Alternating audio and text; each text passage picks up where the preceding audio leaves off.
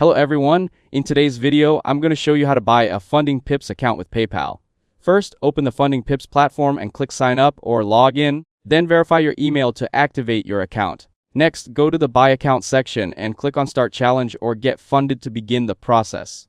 After that, choose your account type by selecting either one-step, two-step, or instant model, and then choose your account size, such as 5K, 10K, or other available options. Now, customize your plan if needed.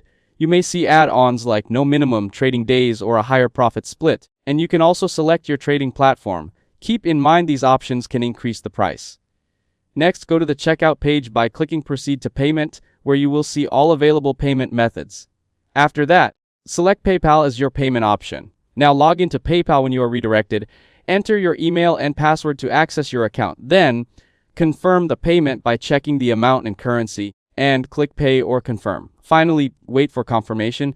The payment is usually instant or may take a few minutes to process, and after that your account will be activated. That's it. Thanks for watching. Don't forget to like and subscribe for more videos.